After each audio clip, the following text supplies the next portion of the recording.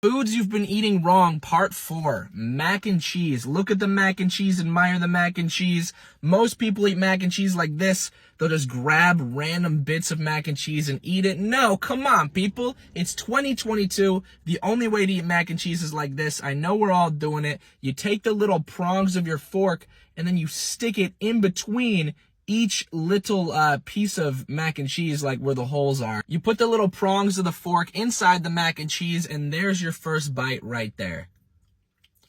Perfect. The best way, the only way to eat mac and cheese.